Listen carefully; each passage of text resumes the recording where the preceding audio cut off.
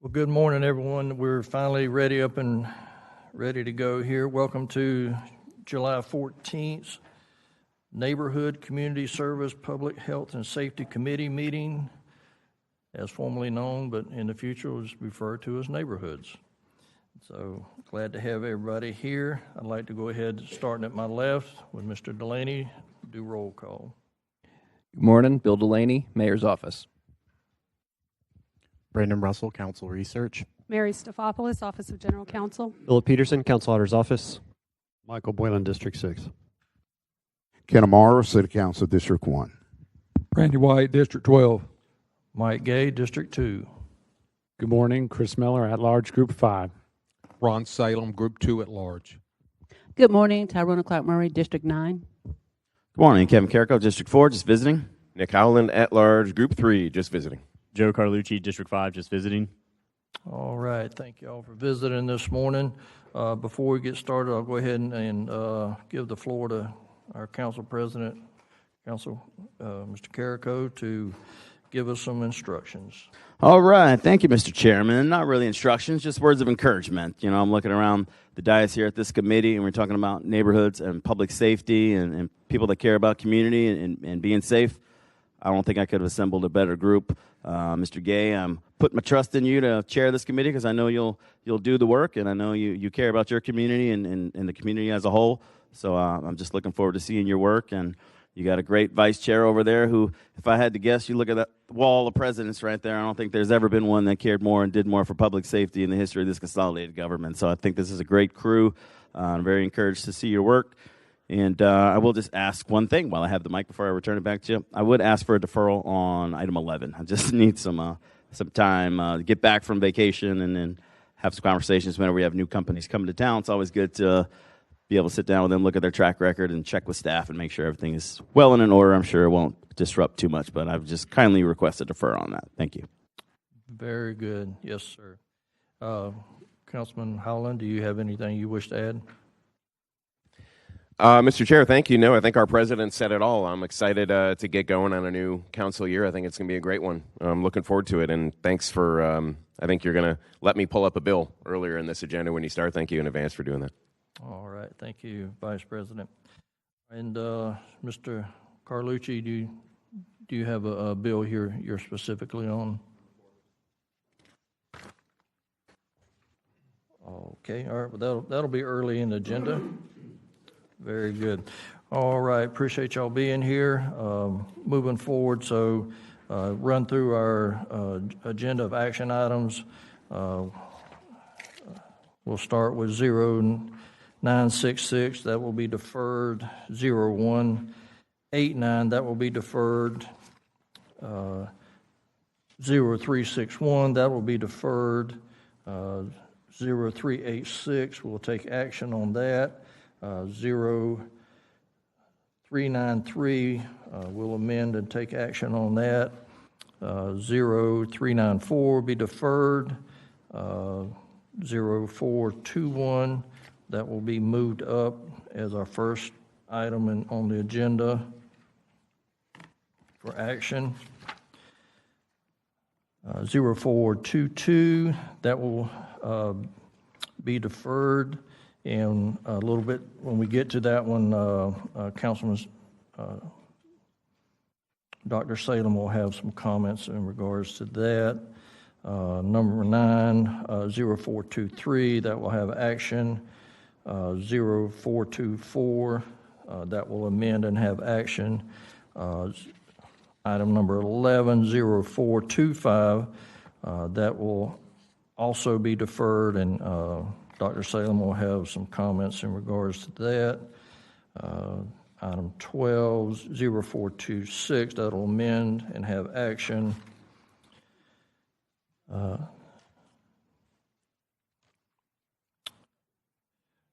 0428, I may have said the wrong one. Okay, I'm sorry. Yeah. So that 0428, Dr. Salem will have some comments on that deferral as well. 0429 will amend and take action. 0430, that'll amend and have action.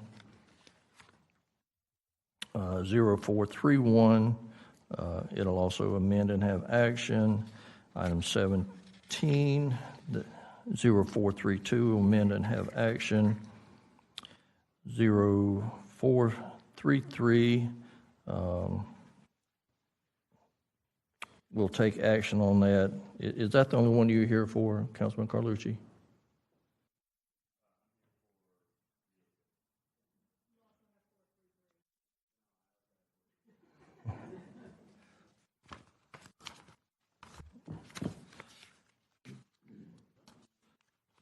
Okay, 433.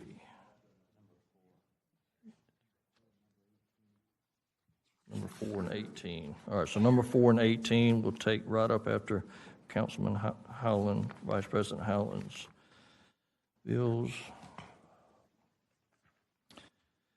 All right, 0435, we'll take action on that. Or is that the one you want to have deferred? No, that was number 11. Okay, all right, so you want number 19. We'll move that one up. How about that? For Council President. All right, item number 20 for Chief Golden. We'll move and take action on that. Item 21 is deferred. Items 22, 23, 24, 25, 26, 27, 28, 29, 30, 31, 32, 33, 34, 35 are on second, but item number 36, we will be moving to take action on that one. And 37 will be the last item. All right.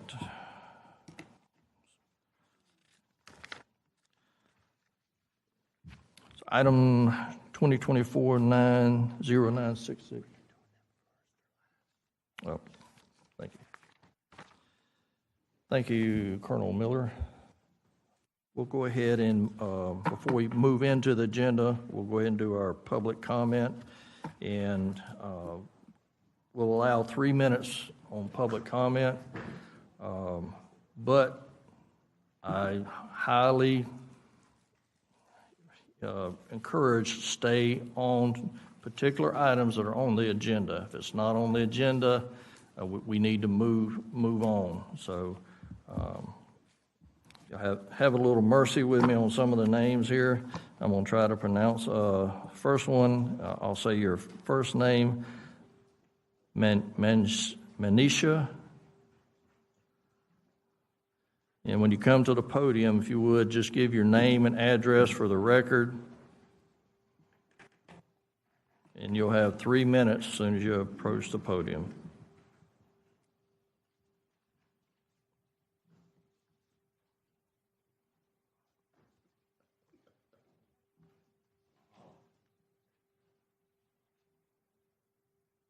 Hi, my name is Manisha Wijayawardena.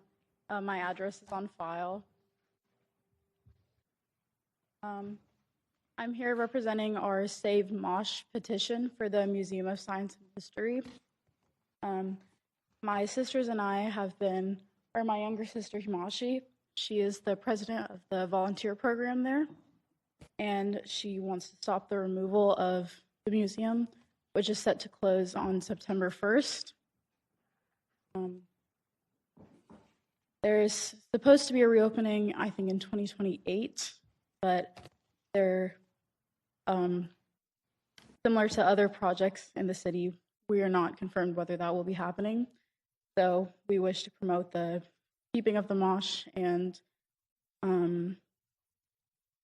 for the lives of the children in the city and making sure they have education of science and history and making sure that they would still have a foundation to keep the same education that we've had.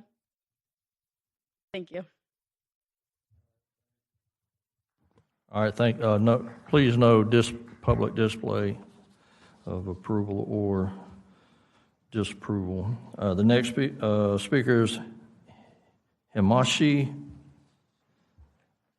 and And the next speaker behind that will be Sharindi. State your name and address for the record, please. My name is Hamashi Wardana. My address is on file. Good morning, everyone. Thank you for your time today. My name is Hamashi Wardana.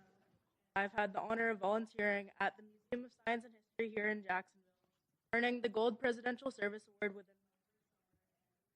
dedicating over 300 hours. I was later appointed the president of the advisory council, an opportunity that shaped me more than That's why I'm heartbroken to be here today, asking you to reconsider a decision. If you could move closer to the microphone. Did I restart? Thank you for your time today. My name is Hamashi Wardana, and I've had the honor of volunteering at the Museum of Science and History here in Jacksonville, earning the Gold Presidential Service Award in my first summer with over 350 hours of service. I was later appointed president of the Teen Advisory Council, an opportunity that shaped me more than I can express.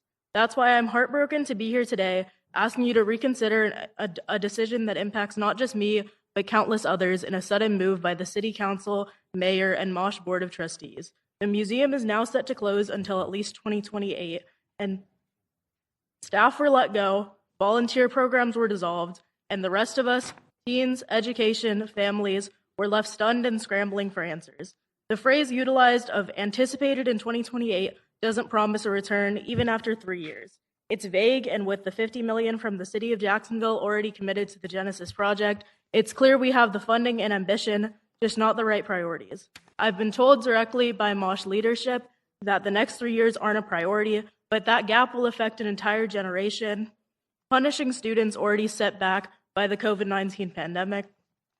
In a time where education faces constant threats like budget cuts, closing the Museum of Science and History without a real replacement sends a dangerous message that learning can wait and that science and history don't matter. I know from experience that they do. Mosh gave me a place to grow, lead, and connect with young learners exploring the world for the first time.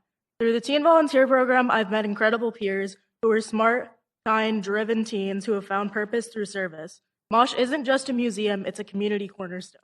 While I know this may not be on your agenda, I believe this is an issue that affects our community at large, and keeping our museums open and our access to education widespread is of the utmost importance. Not just in the future, but now. And for the next 3 years, we think that we can keep our museums open or support a robust transitional plan to support education in the area, support local students, and not allow years to pass in silence. Let's not allow our city's educational heart to go dark, because education can't wait. Thank you. Oh, all right, thank you. Next speaker is Sharindi, followed by Amy Pham. You would name and address for the record. My name is Trinity, and address is... Try to speak a little bit better into the microphone. Is it audible? There you go. Okay, thank you. Hi, thank you for giving me the opportunity to speak today.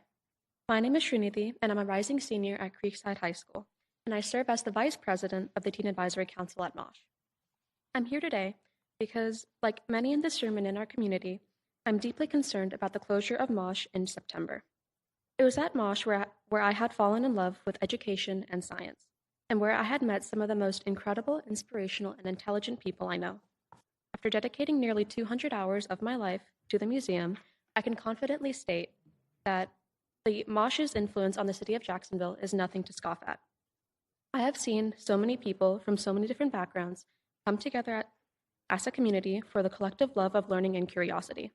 The Mosh was the place where kids spent their summers falling in love with science, where families came together to learn, and where so many of us found happiness and community. Hearing that Mosh is closing in September is utterly devastating, since the museum has been a cornerstone for education, fun, and curiosity in Jacksonville for so many generations. And to me, Mosh is not just a building. It is a living part of our city's culture, community, and education. It is where many teen volunteers, including myself, dedicate time to engage with science, leadership, and public service. It is where families bring their kids every weekend, eager to learn about the world. It is where the next generation of great thinkers and minds get inspired. If Mosh closes before construction even begins in the new location, Jacksonville will be left without any museum until at least 2028. Closing the museum leaves hundreds of kids without the Discovery summer camps, which have been such a success this year. It abandons our staff, who have shown such commitment to the museum itself. It abandons the teen volunteer program in its entirety, leaving so many without a chance to engage in public service. To say that this outcome is an inconvenience is an understatement. It is my firm belief that we cannot afford to shut down this vital place in our community without a concrete and realistic construction plan in place. To be clear, my peers and I are not against the construction of the new museum. We are genuinely so excited for it, and we are so grateful that our city is prioritizing education in that aspect. But we believe that the current MOSH should be open until ground is actually broken into and a clear timeline is publicly committed to. In just 1 week, our petition has received over 920 signatures and counting because our community agrees. We deserve a city that values education not just in the future but in the present. We're not asking for anything extreme. We're asking for continuity and the prioritization of youth education in our great city. Thank you and have a wonderful rest of your day. All right, thank you. Our next speaker is Amy Phim.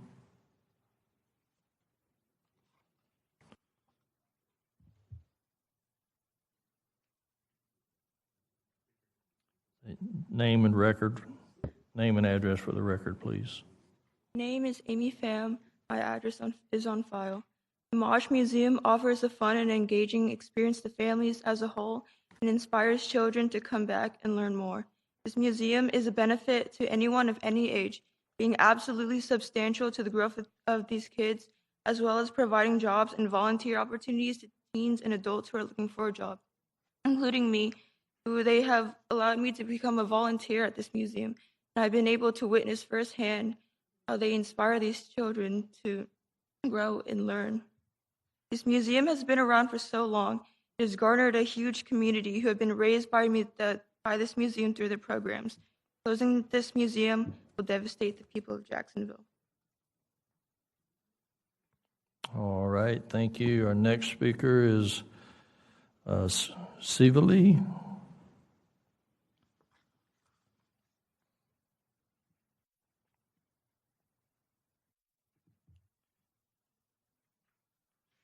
State your name and address for the record, please. Good morning. Am I audible? Yes. Okay, great. Good morning. My name is Sivali Wijayawardhana, and my address is on file. I've lived in Jacksonville since I was 8 years old, and I'm here on behalf of the Save Mosh campaign to ask you to protect one of Jacksonville's most valuable public resources, the Museum of Science and History. Every year, the Mosh welcomes nearly 200,000 visitors, many of them students and families who don't have access to science, history, and arts education anywhere else. Its teen volunteer program is one of the only free, accessible leadership opportunities for youth in our city, and many of the teen leaders, as you've seen, are here today. After years of COVID shutdowns and school disruptions, in-person learning outside of the classroom is more important than ever. But now those opportunities are being taken away. Mosh is going to close for at least 3 years, and while there's been vague talks of off-site programming, there are no concrete plans to serve children and teens during that time. Now, the reason this is relevant is because the city has committed $50 million to the new Mosh Genesis project, which is more than 10 times the current museum's annual operating budget. Yet, the people of Jacksonville are being left without access to these resources for years. We're not funding a future of building, we're funding the loss of learning opportunities for future generations. We're asking for transparency and continued investment in youth access during the closure, and we're asking that as the Mosh moves forward, it doesn't leave the next generation behind. So we implore you to save the Mosh, to save the teen program, and to not forget about Jacksonville's youth. Thank you. All right, thank you. Next speaker will be Cornell Oliver. If you would state your name and address for the record, please.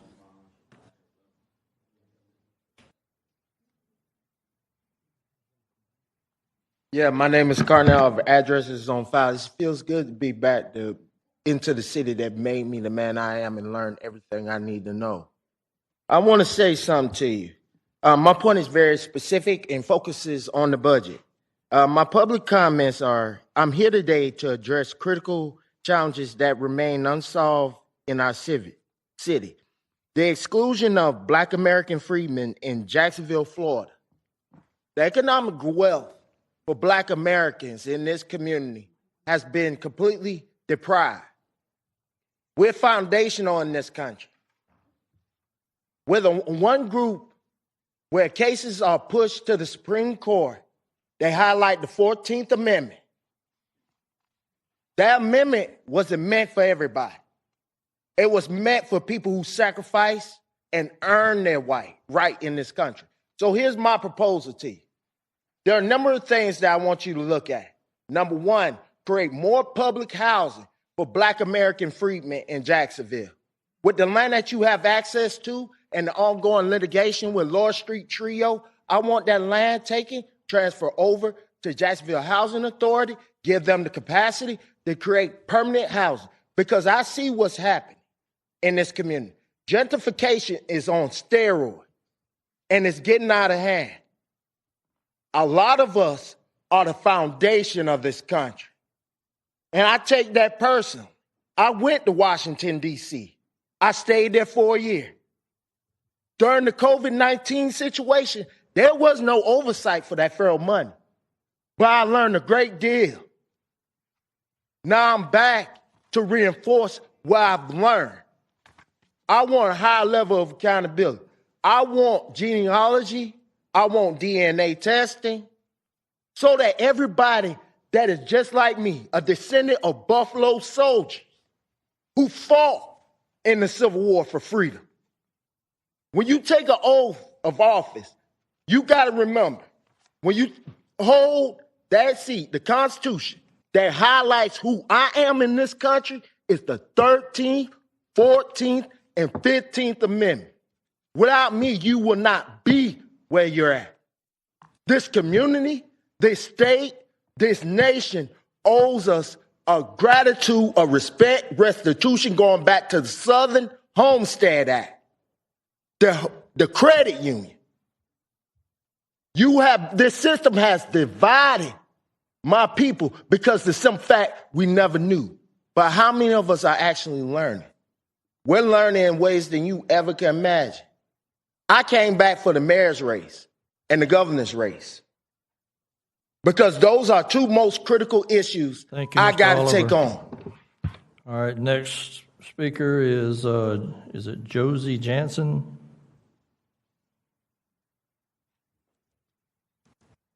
Okay. Next speaker will be John J. Nooney. Hello, I am John Philanthropic, Resiliency, Intangible, Jelly Roll, Good Boy Nooney. Ocho Tres, Cinco Seis, Bascom Road, Jacksonville, Florida, 32216. City Council District 4, CPAC 3, School Board District 3. And we're making a movie, JSEB. It's going to be wicked. Right now we're coming out with an FWC. It's a play on the Fish and Wildlife Commission, state of Florida. If you have an FWC shirt, if you have any shirt, you're in the movie. There will be a special consideration for the travel gavel. I will be addressing agenda items, 4, 10, 6, 17. I'm just down to 2 minutes. Let's start off with agenda item 2025-0386. That's $1.5 million for the Riverfront Park. It's not in waterways. We got number 10, 2025-0424. It's another $1 million from the Riverfront Park, not in waterways. But you know what we really do need is we need to portal it, at the St. Johns River Marina. Now, I'm serious. It used to be there. Go look. So anyway, I'm just down to about 1:40. We'll go to agenda item 6, 2025-0394. That's some ABBA legislation. That's going to be a real crowd pleaser on that one. 17, 2025-0432. Now, this is the one. This is the where we are redoing everything. And this has to do with waterways. It's, in fact, let's just go to it. It's agenda item 17.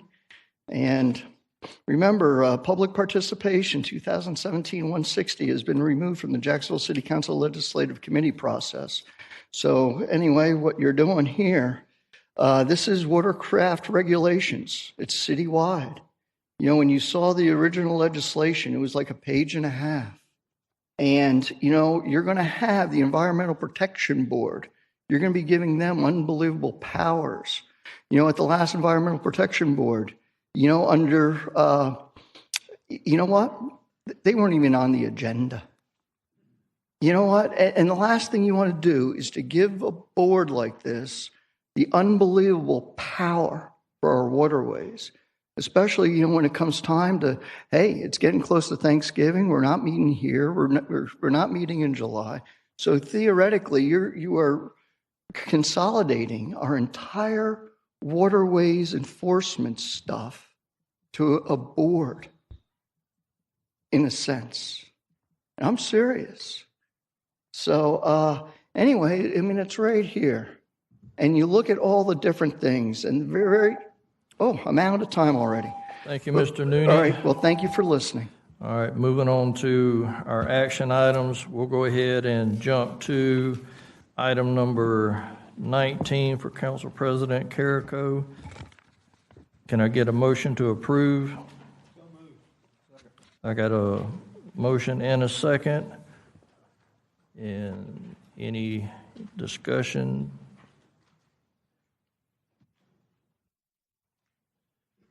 Okay, Councilman Carrico, you're recognized. All right. Thank you, Mr. Chairman. That little computer on your right there, just look at that. It tells you who's in the queue. I was trying to speak when the kids were talking about the mosh, but Mr. Delaney got someone to come down and talk to them in the green room, so thank you for taking care of that, just so they can get updated on all the city investments and things that we're doing to move that location somewhere new, and hopefully all the questions will get answered. But thank you for recognizing me on item 19. This is just, it comes from the Public Nuisance Abatement Board themselves. They vetted all these changes after it's been around for a couple years. There were just some things that they suggested could improve it and make their jobs a little easier. So all these were approved by that board. We have their board attorney here if there are any questions, but I just wanted to, I just filed it on behalf of them. So I'm not too in the weeds with it, but there is someone here that can answer some questions. And if it gets too in the weeds and we can't answer the questions, we have to defer it. That's fine too, but I'm here just to support it. Thank you. All right, thank you, sir. Oh, okay. Yeah, okay, I see you on the screen now. Go ahead, Mr. Clark Murray. Thank you. Thank you, Chair. You said through the chair to Mr.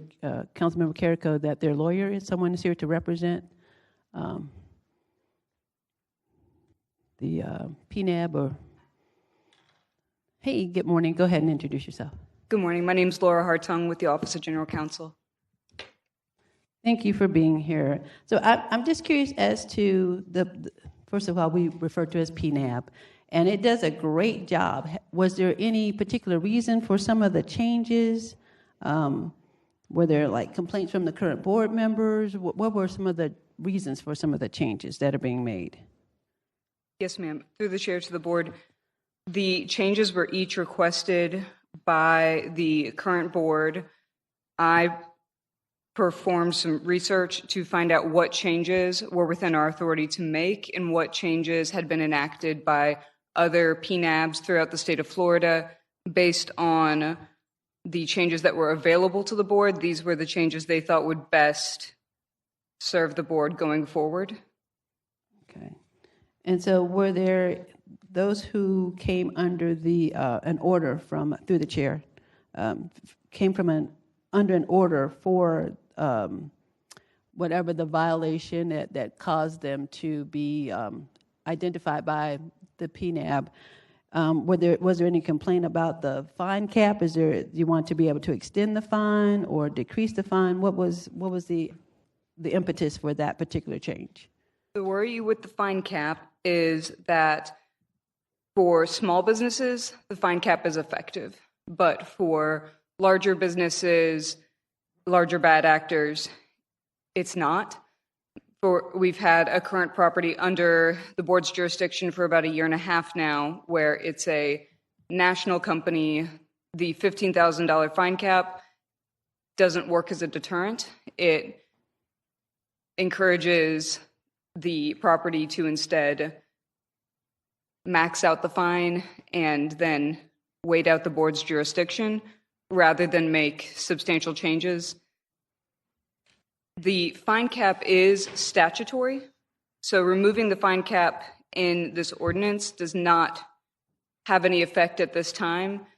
The Florida legislature was considering removing the fine cap during this last legislative session, so the board wanted to clear the way in our legislation.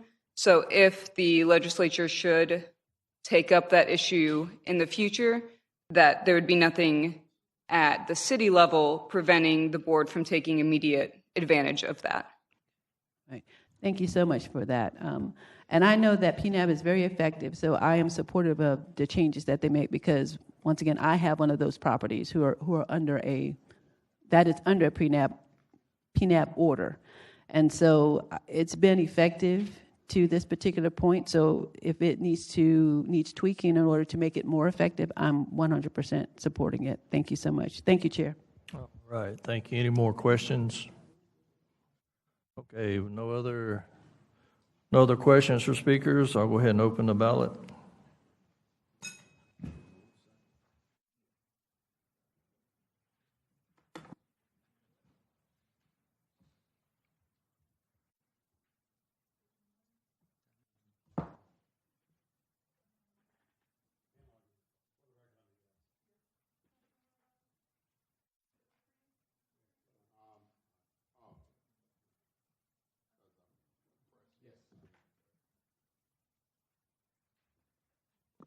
Eight yeas, 0 nays.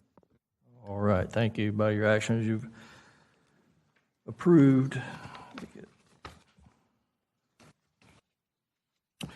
2025-0435. Next action item will be, get it all shuffled out here. Item number 7, 2025-0421. Can I get a motion to approve? I got a motion and a second. Any discussion? Council Vice President Howland, you're recognized. Yeah, thank you, Mr. Chair. The origin of this piece of legislation was a discussion over the incentive for the Juliet's balcony renovation. It was $2.5 million. At the time, during that discussion, I believe it was in Finance Committee, I asked DIA if they had any other money that we could use for that rather than digging into the reserves. And the next day, the DIA CEO called me and said, we do actually have a $2 million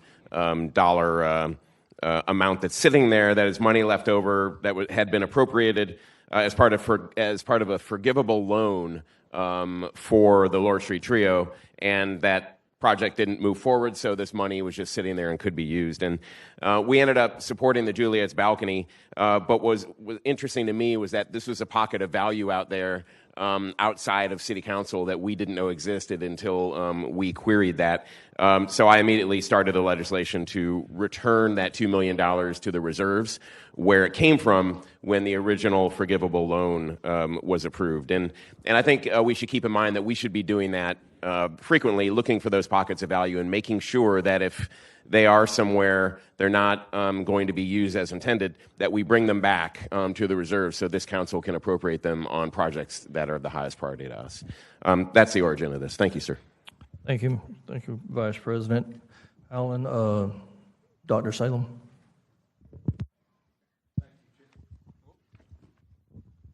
Can you hear me? Thank you, Chair. Yeah, I just want to commend my colleague, Vice President Howland, for returning these dollars to the reserves. We have gotten to the habit, the administration and occasionally the council itself, finding money that should be going back to the reserves and appropriating it. And I just think that's a habit we need to break. And money should be going back to the reserves whenever possible. I think this is a great start, and I think we should support it. Thank you. All right. Thank you, Dr. Salem. Any other speakers I'm not missing? Okay. We'll go ahead and I've got a motion and a second. We'll go ahead and open up the ballot.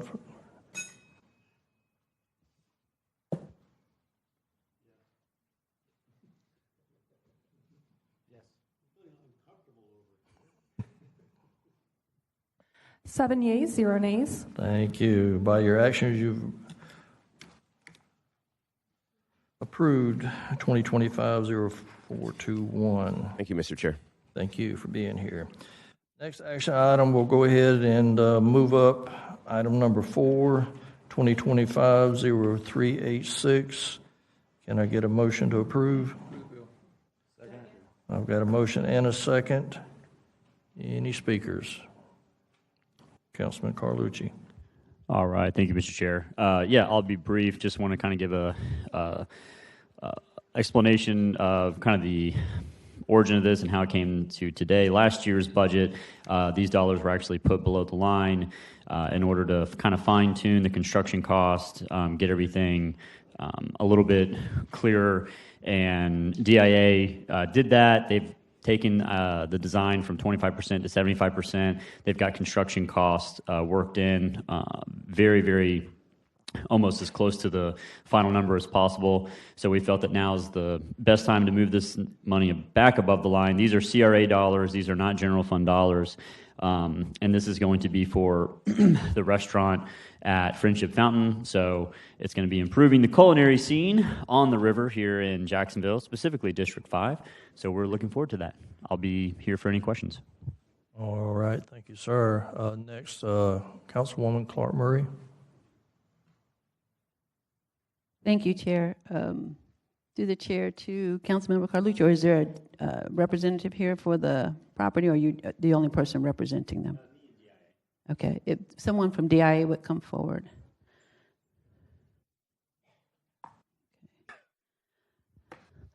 Good morning. Go ahead and introduce yourself. Good morning to you. Guy Perola with the Downtown Investment Authority. I also have Alan Duvall. If there's more specific questions about the restaurant itself, he can answer them, but I look forward to answering any questions. Okay, so through the chair, I was reading the old resolution in regards to this particular bill. It's like 240409, and I'm just curious. So the property, the city will still own it, but it's going to be once it's constructed, it's going to be leased so that a restaurant or whomever can occupy it, and there will be other occupants into the building. Can you explain a little more as to how that restaurant is going to function? Because I know it's stated that it's going to be, it keeps emphasizing that it's going to be a small restaurant with a small footprint. Can you just elaborate a little more? Through the chair, thank you for the questions. We are using an existing paradigm that the Parks Department has, where they have got restaurants that they own, where they put that under lease, and there's an operator. Right? The city is not in the business, at least DIA is not in the business of operating a restaurant. So while the city will maintain and own the building, there will be a private company entity out there actually operating on it. And if I could elaborate just a little bit to that end, we have been working with Councilman Arias' office, as well as some other experts in the industry. We will be issuing a request for qualifications to seek out, hopefully, local restaurateurs that we can find that can actually begin to participate in the final design, so the tenant improvements and the operation of that restaurant. And thank you for that. Through the chair. So the council member Carlucci stated that the funding below the line in regards to the funding. So how is that funding going to be distributed? Is it going to be substantial completion? How is it going to be distributed to the actual developer? Through the chair, excellent question. And when we say below the line, we know that's a vernacular that council uses. For us, it gets put into a contingency account, which it did, which we now have to come back for further appropriation. Bear in mind, this is essentially a capital improvement project that the CRA is undertaking with CRA dollars. Therefore, any dollars spent on that building, we're building it. We're the developer to that end, right? An operator is going to come in and we'll have a lease arrangement outside of the whole capital, outside of the entire building of the building. Okay. So basically what you did, you believe it or not, you answered my question, that second question from the beginning, because you said that basically you'll need to come back to City Council for the appropriation, which is primarily my concern. Through the chair, this is the appropriation. This is the appropriation. So then you just made a statement in that stating that you would have to come back to us for one aspect of it. What was that aspect? Oh, I'm sorry. I just meant to describe where the funds sit today and where we're asking them to be moved to, only because you mentioned the below the line issue. Okay. So I may have confused things, and okay. I apologize. That's okay. So I understand that this is the appropriation. So actually, to the developer, though, my question is, when do they get paid? Once they get a certain part completed, all of it completed? Because typically there is some information in the bill where that's discussed.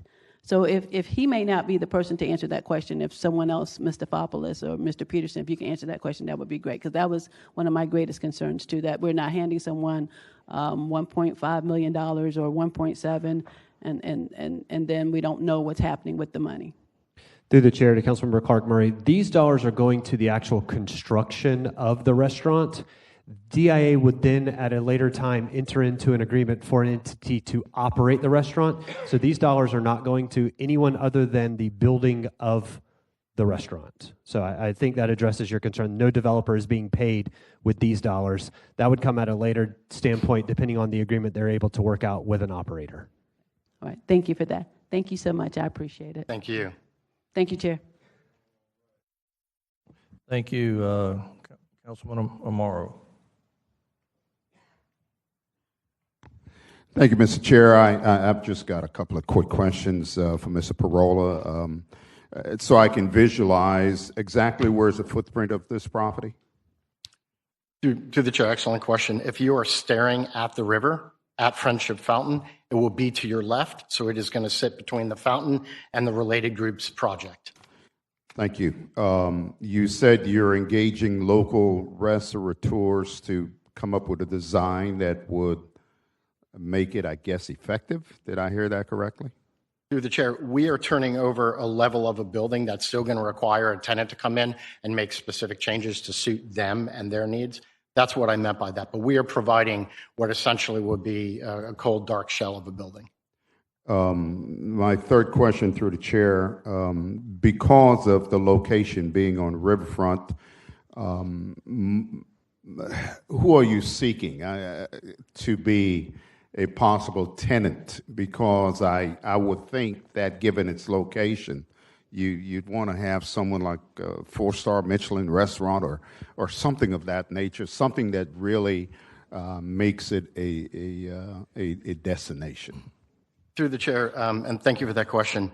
We engaged Street Sense early on in this process to figure out, ask the real people that are experts in the industry what should go there. And what we kept coming back was not necessarily a 4-star restaurant, but a full-service restaurant that a wide swath of the community could participate in.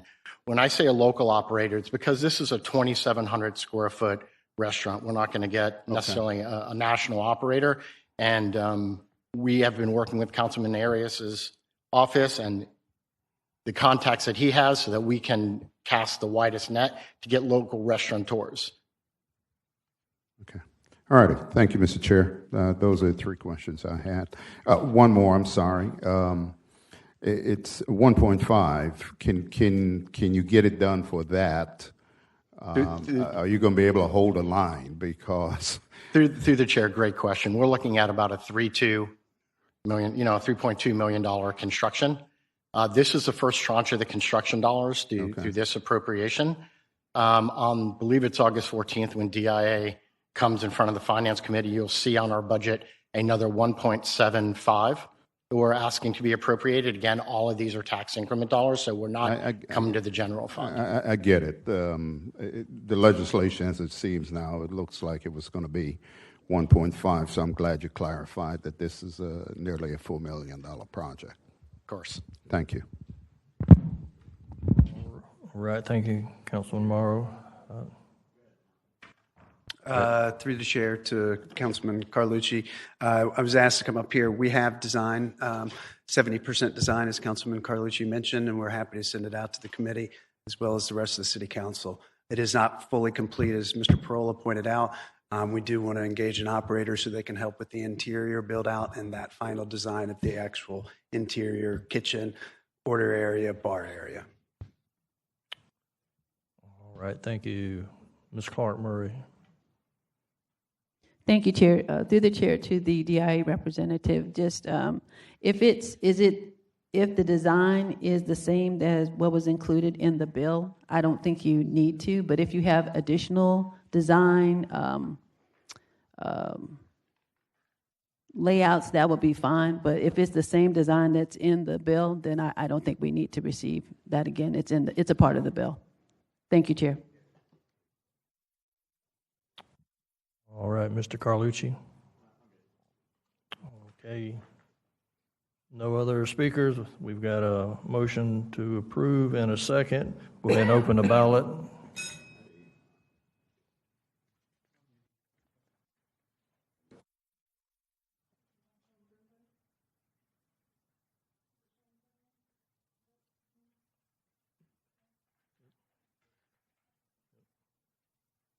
I've got a green.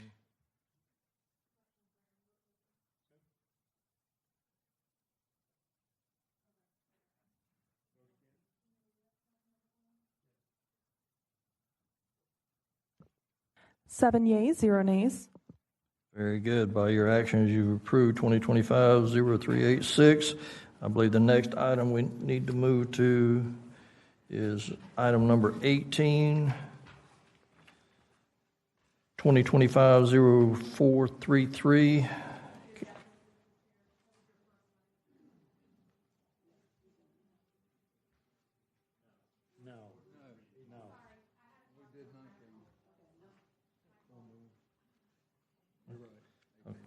Okay, number 18, 2025-0433. Can I get a motion to approve?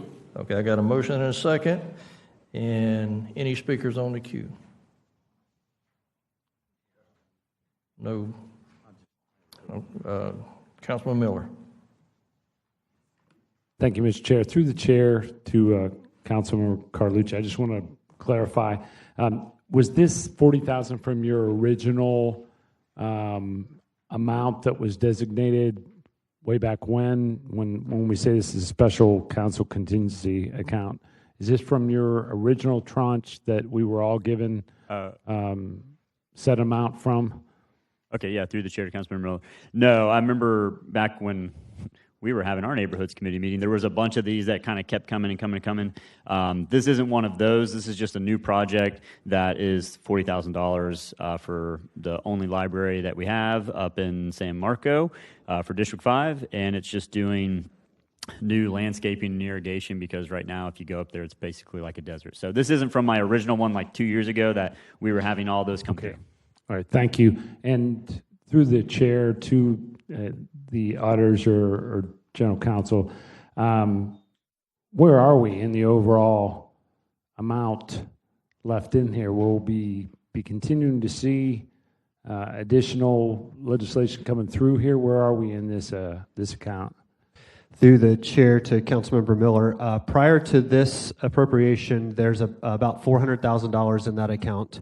I'm working with one council member right now who wants to use $100,000 of it. Councilmember Carlucci taking $40,000, so that would leave $260,000 still available to the rest of the council. Thank you very much. All right, good. Ms. Clark Murray. Thank you, Chair. Just add me as a co-sponsor, please. Very good. All right, no other speakers in the queue. I've got a motion and a second. Open the ballots. Let's record your vote.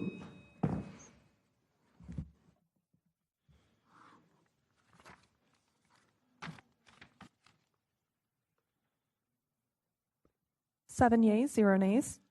Okay, thank you.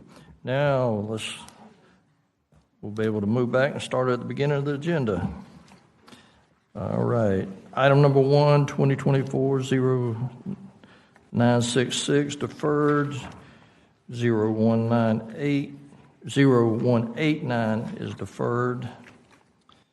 0361 is deferred. Number 4 we done took action on.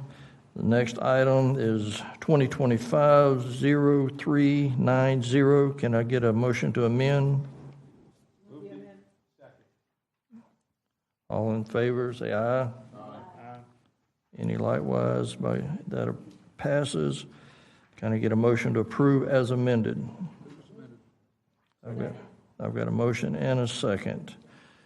All right. Any questions? I don't know if Mr. Jeffries, you want to come up and give an explanation? Hi, good morning. Travis Jeffrey, Housing and Community Development Division. Through the chair to the committee, this is our state entitlement grant called SHIP, $7.4 million. Majority of these dollars stay in-house to administer our down payment assistance program, owner-occupied rehab program, a little bit of affordable housing development for ownership as well. And then we partner with LISC and JALA for some foreclosure intervention and our heirs property program as well. All right, no questions. We've got a motion to approve and a second. We'll go ahead and open the ballot and cast a vote.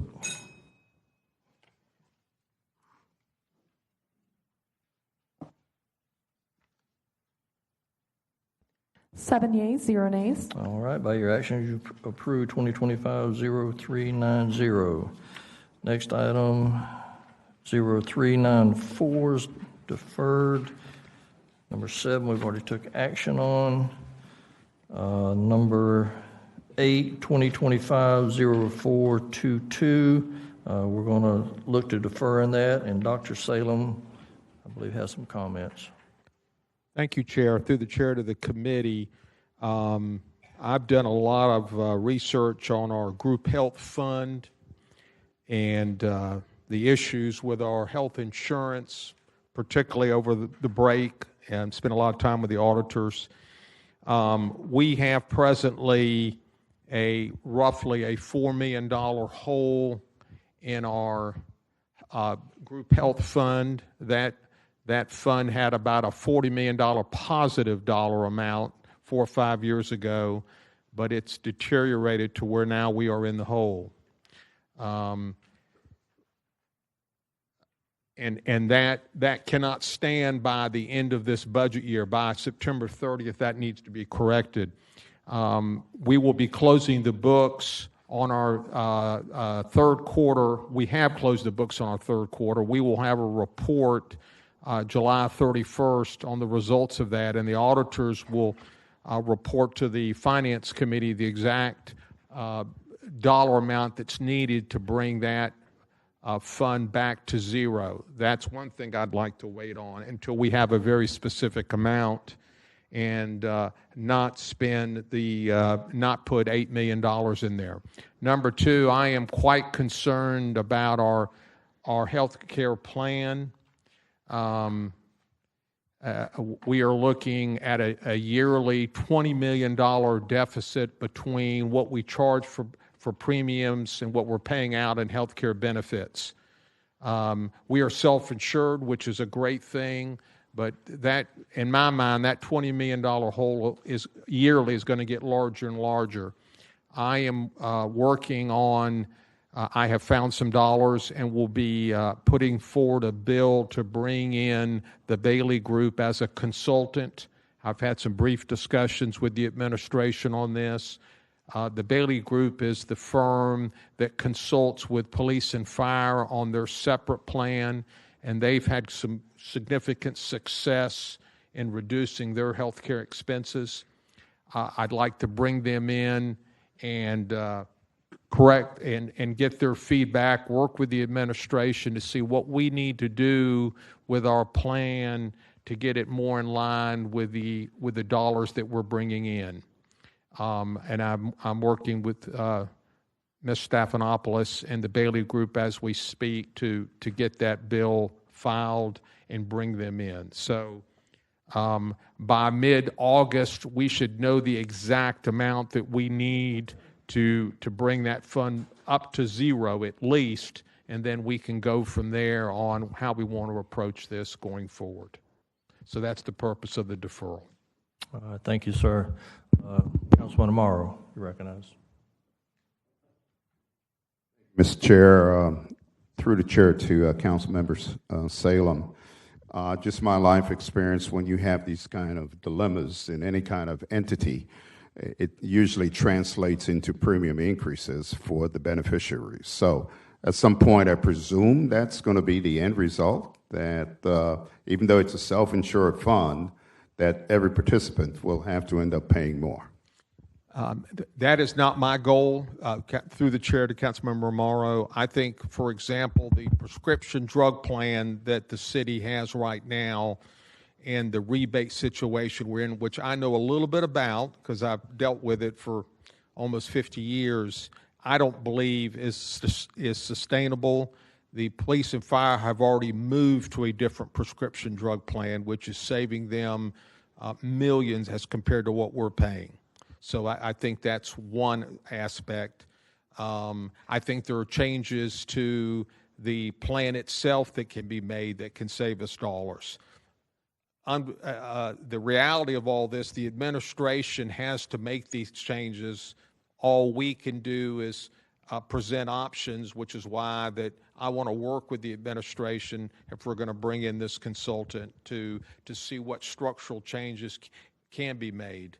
If we don't make structural changes, I don't think the administration will have any choice but to increase premiums, but that's not my goal. Thank you for the question. All right, thank you, Councilman Morrow. So just reminding everybody, this is going to be deferred. So that's the planned action. So Councilman Miller, you recognized. Thank you, Mr. Chair. Through the chair, I just wanted to thank Councilmember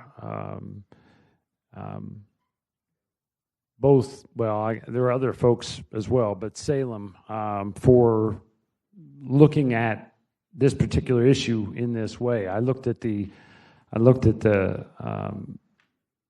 situation where we were for not only health care and the health care plan of being, and we've known this for a while, we need to solve this for the short term and for the long term, and he's mentioned that, and anyone from the administration and the council who are involved in that, thank you for identifying and looking at the need to fix this for the short and long term. And related to a previous comment that was made, I just want to caution all of us when we find overages.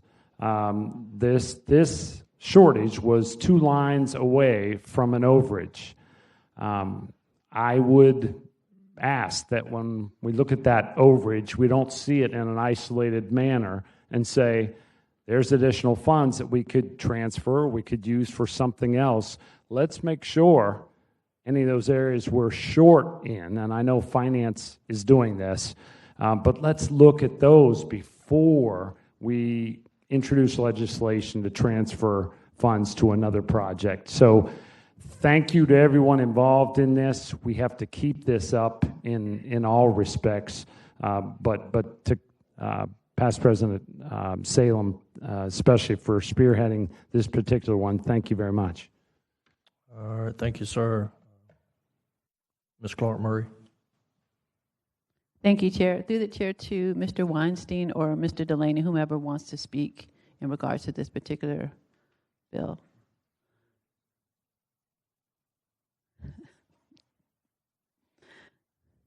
Good morning. Go ahead and introduce yourself. Good Mr. morning. Weinstein. Mike Weinstein, Mayor's Office. So my concern in regards to the potential deferral is whether or not how it's going to impact the funds that are here. Is it going to cause them to decrease, or will it change the amount that the administration or the city is able to return in order to reduce the amount?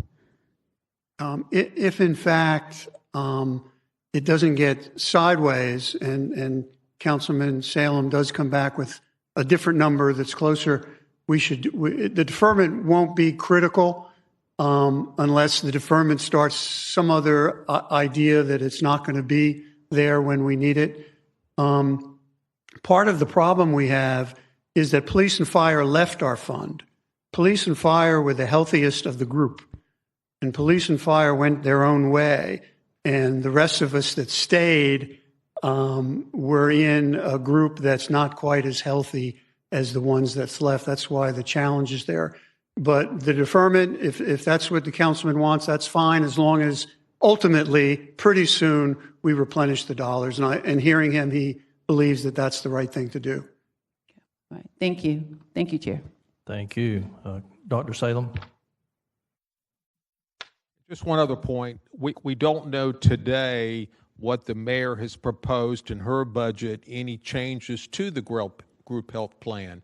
My understanding is that the changes are kind of tweaks to the plan, similar to what occurred last year.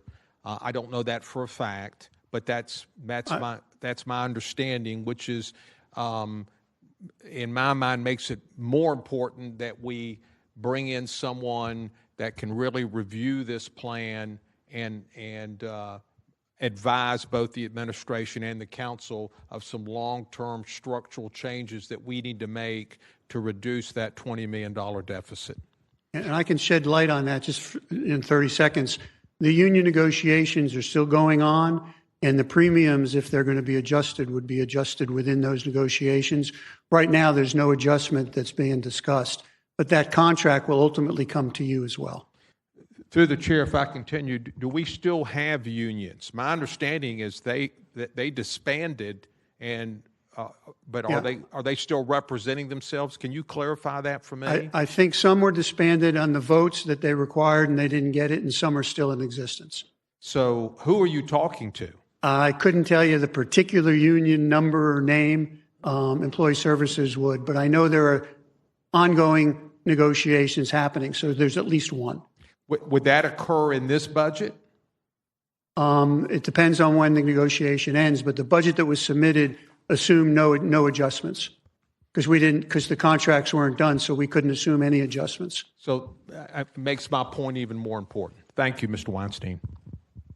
All right, no other speakers are on the queue. Just my little 2 cents on this. I've always a firm believer in when it's ambiguous, it's no harm to pause and let's get a better take on it. So with that, we'll be deferring 2025-0422 on next to 2025-0423. Can I get a motion to approve? Second. I've got a motion and a second. I don't know if Mr. Waters is here, wants to discuss any of this, but any questions? All right. We'll go ahead and open the ballot.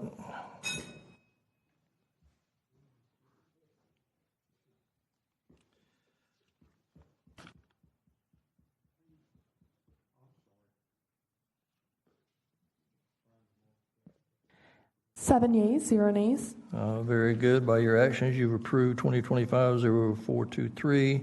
Next item, number 10, 2025-0424. Can I get a motion to approve the amended? All in favor, say aye. Aye. Can he explain the amendment? Yes, sir. Mr. Peterson, can you explain Through the chair to the committee, the amendment corrects the name of the project that these dollars are being appropriated to the Snyder Historic Renovation Incentive. It strikes the language that refers to these dollars being a grant. We don't know the term of the incentive that will be given as it relates to the Snyder, and then also attaching a revised Exhibit 1, which is the BT, to correct some account names within that. All right, so I've got a motion and approve on the amendment. So go ahead and do a verbal vote. All in favor say aye. Aye. By that, the amendment passes. Move the bill as amended, and I've got a motion and a second. Any discussion? No discussion. Open the ballot.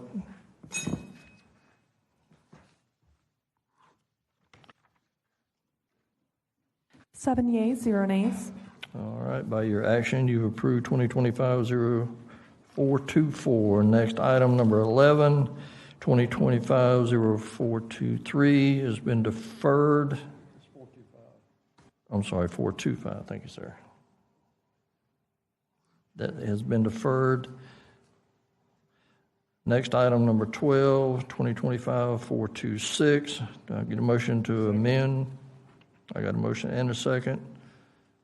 Mr. Peterson, you want to explain the amendment? Yes, sir. Through the chair of the committee, the amendment would reduce the appropriation down to $1,131.45 and attach a revised Exhibit 1 of the BT to reflect that reduced amount. The Mosquito Control Division has spent that much money and already been reimbursed that by the state, and they don't anticipate spending or being reimbursed anymore. So reduce that appropriation prevents any budgetary problems moving forward. All right, thank you, sir. With that, all in favor of the amendment, say aye. Aye. By that, your vote, you approve the amendment. I get a motion to move as amended. Second. I got a motion and a second. No speakers on the queue. Open the ballot.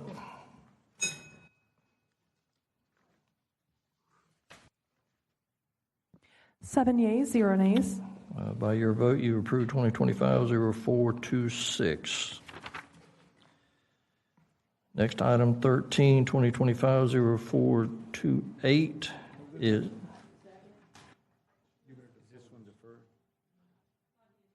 This one's going to be deferred, and so I want to give the floor to Dr. Salem to address.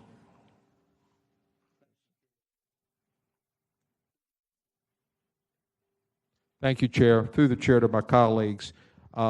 These dollars were left over in the JIA CRA that normally would have gone to the reserves if they're not appropriated. So that's one concern that I have. The effort here is to fund some of the mayor's original pilot projects that go back to when I was president, a year and a half or so ago. And she mentioned, at least in her remarks, a couple of these, and she even mentioned a couple of them that are very close to me that have run out of money. The chronic homelessness plan that was run by Ability Housing ran out of money several months ago, and they have come back to me for additional dollars. And I said it was a pilot project. We need to see what the mayor proposes in her budget and adjust to that through the Finance Committee hearings. The diversion program got mentioned this morning. They ran out of money several months ago, came to me, wanted additional dollars. I said it was a pilot project. We need to see what the mayor proposes in her budget and react accordingly. So I believe these should be treated the same way. These were pilot projects. I don't know the effectiveness necessarily of all these projects. I'd like to see them debated through the finance hearings in a month or so, and then we'll see how they shake out. So that is the purpose of my deferral. Excuse me. Thank you, sir. Any, Mr. Weinstein, please. Thank you. Mike Weinstein again, Mayor's Office. Different than the other deferral, this really affects people's lives. This is the health programs that are ongoing, and Dr. Soshi is here to explain exactly what will happen. These programs will cease to exist. The other ones are basically programs, one-time dollars for housing, one-time. This is different. These are people that are getting health services as we speak. And if it's okay, could he give a minute to explain what the impact of this deferral will be? Yes, sir. Come, Mr. Good. Thank you, sir. Thank you, and thank you, Committee Chair, to the rest of the committee. I'm Sunil Joshi, Chief Health Officer here in Jacksonville. So I understand Dr. Salem's concerns here, but these are programs that, again, these are passed off cycle. You guys remember the mayor's task force legislation was passed in December of 23. By the time we got the contract signed through the RFP process and competitive bidding, it wasn't until July 1st of 2024 that we had the contract signed. So these programs have run through June 30th, and now we're left in this little gap period before October 1st. And so we're asking for that gap funding to keep the programs going. And so, these are HealthLink Jackson in particular is our safety net emergency program that's keeping uninsured folks out of the hospital. And with their data, they've saved about $4.6 million to local hospitals for uncompensated care.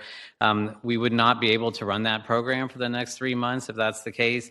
The 988 call center, remember, these are folks, we hire two, United Way hired two crisis managers that are answering suicide prevention hotline calls And those calls have gone up in frequency over the last year and a half.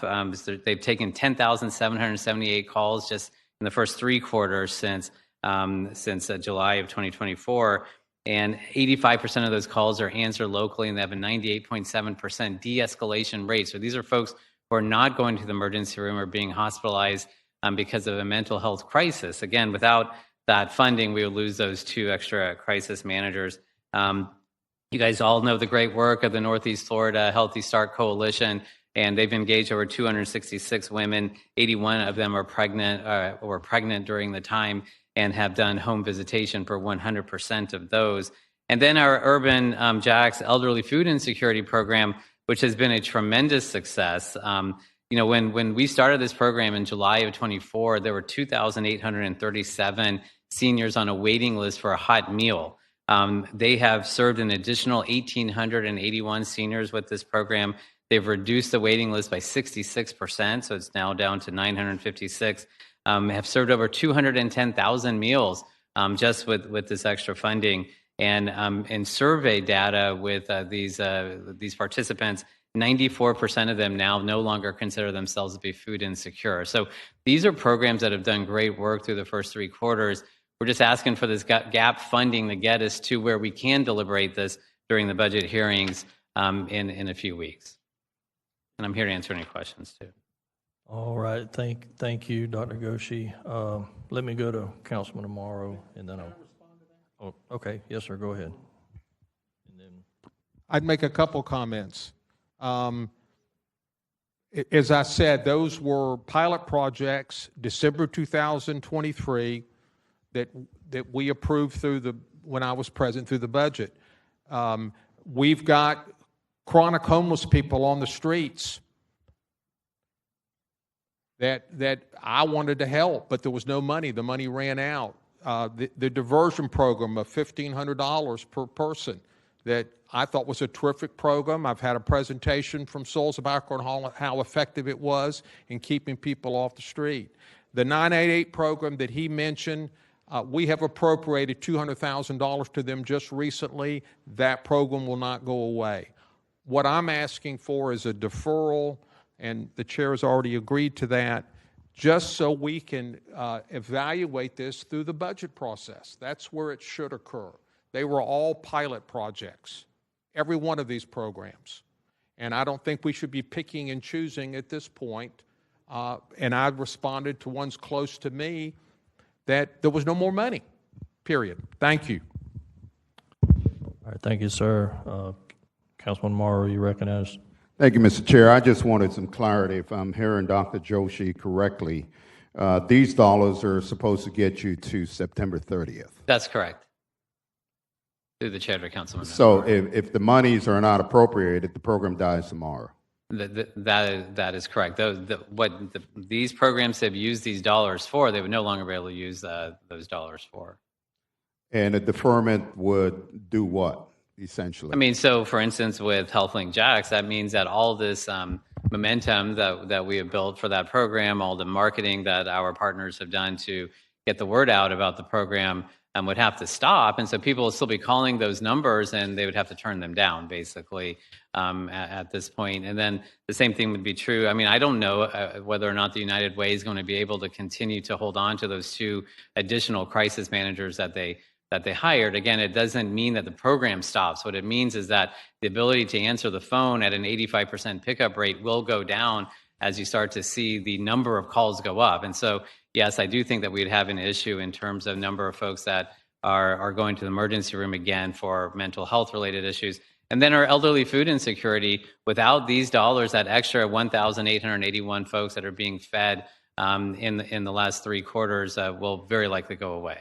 Thank you, Dr. Joshi. Through the chair to Dr. Salem, what kind of deferment are we speaking of? Since this is outside the scope of the new budget, and it seems to be time pressed, are we speaking about a deferment until next neighborhoods meeting? What kind of deferment are we speaking of?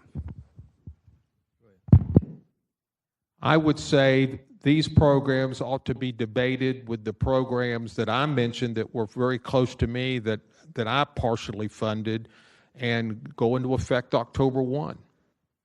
through the budget process. We should be able to evaluate all these programs. They propose, we dispose, and determine which are the ones that the council wants to fund. Simple as that.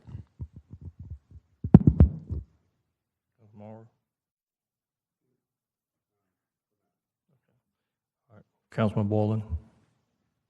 Thank you, Mr. Chair. I guess a point of order to Ms. Stofopoulos. Councilmember Salem is recommending, and I guess to the chair, are you agreeing to do this? Because if you defer that, you can do that unilaterally. Otherwise, if he's recommending it, it becomes a vote at that point in time. Just as a point of order, so go ahead. Yes, sir. I am looking to defer it, and I'll respond once everybody's had a chance to discuss. Then I'll kind of add my thoughts. Well, in the context, I appreciate Councilmember Salem's comments with respect to disposing, and we do have that responsibility. And obviously, with the break, it's difficult for us to have the kind of communications we needed to have with Dr. Joshi and others on these programs. But I'm taking the word on it. These are viable programs that he demonstrated today that they are working. And by encumbering these dollars or the opportunity, I think we're going to impact the success of these programs. There are others out there. I get it. I appreciate that. But there are opportunities, and we as council members, if Councilman Samuel sees a program out there he cares about, sees to move forward, bring it forward. But I'd like to see us, for once, support the administration on issues like these. All right. Thank you, sir. Councilman Miller. Thank you, Mr. Chair. Through the chair. As was stated, these are all pilot programs, and there are a lot of other pilot programs out there. What's interesting to me is if this funding ended at the end of June, why are we now just talking about it? I don't hear anybody came to meet with us to talk about these programs, and they were coming toward the end of their off-cycle funding period. None of that. We get legislation introduced, and it's after the funding has run out.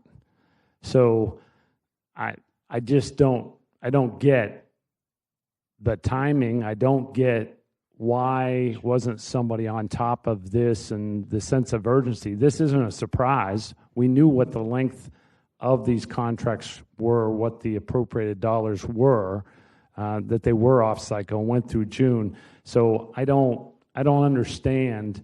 Here we are 2 weeks into after the period of funding has ended, and we're now saying these programs will cease to exist if you don't approve the gap funding. So I see actually both sides of this argument. However, I'm very disappointed that we are where we are right now. These discussions should have been had 2 months ago. These things were known.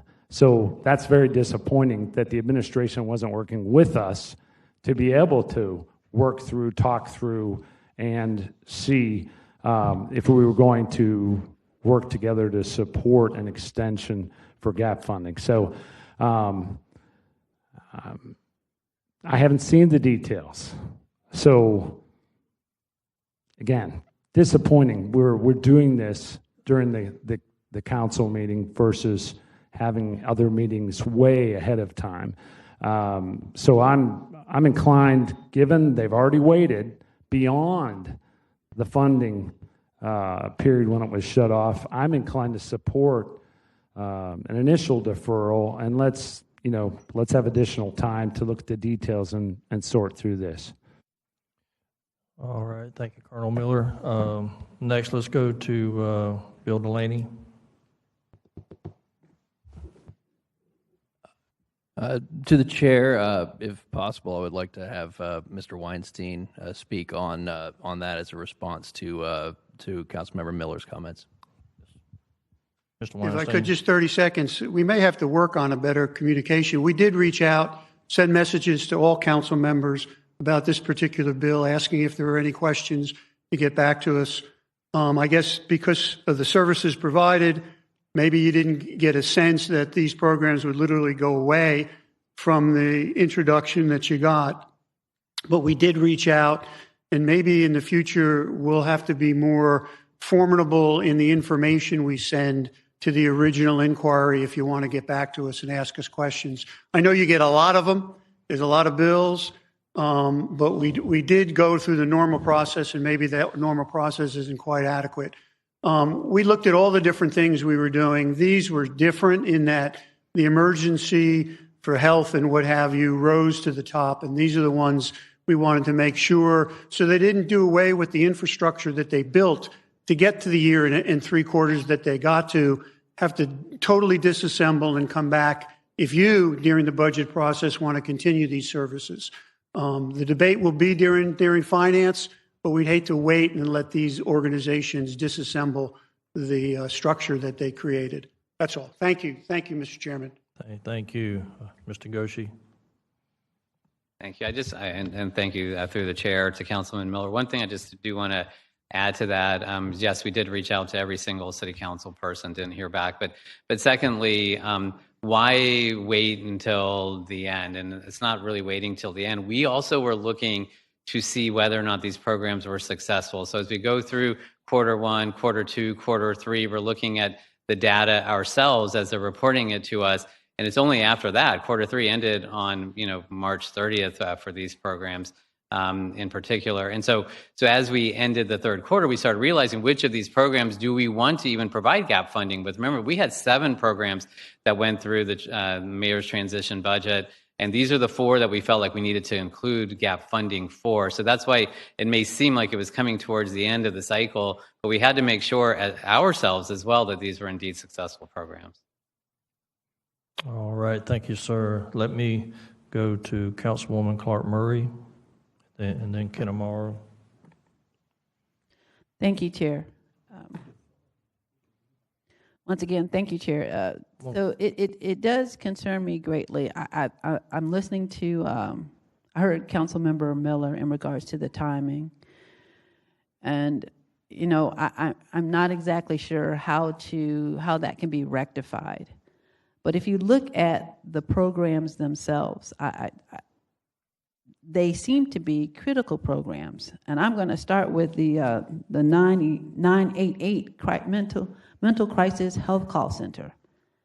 That is critical in this day and age. And then the telehealth safety net clinic, I can see how the telescope and the telehealth, which is, okay, they're the same things, how that helps with preventing a backlog perhaps in the emergency room. Then we're talking about Healthy Start. We're talking about children, how that's imperative to making sure that infants receive and their parents receive the support they need in order to ensure that they have a healthy start. Okay? And we're talking about addressing infant mortality.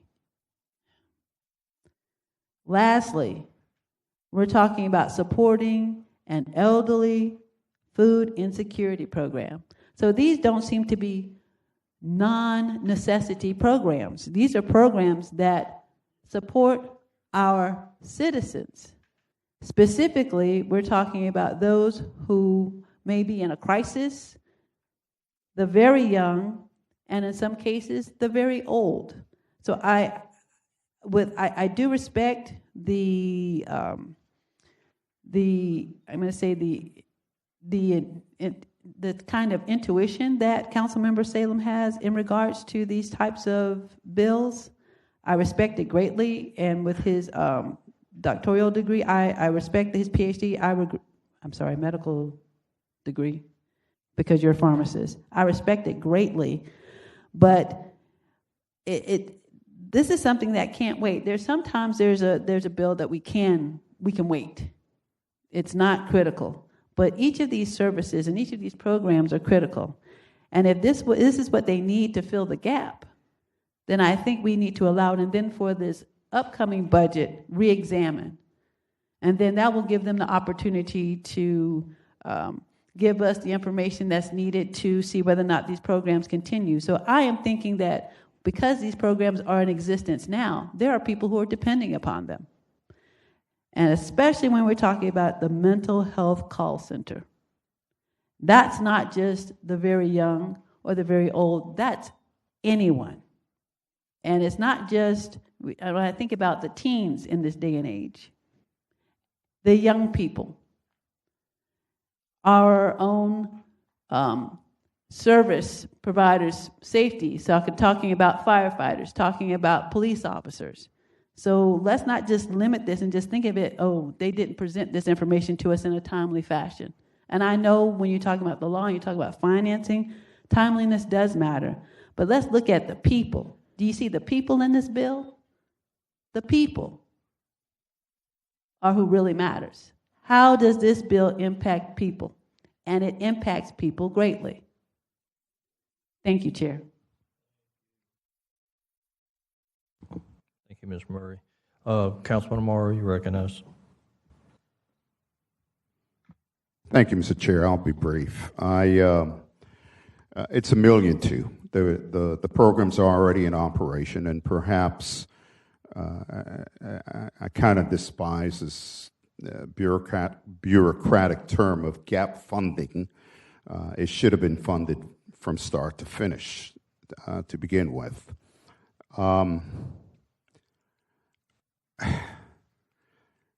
I share the concerns that without these programs being able to continue, we end up with a greater crisis, a burden on the hospital once again, perhaps insufficient services for people who are suffering with mental illness. There has to be a remedy that we can get this to the finish line and then debate whether we should fund it henceforth. And if a deferral is going to kill it, if a deferral, and that's why I asked earlier about, is a deferral until the next neighborhoods meeting, or is it a deferral into the budget cycle?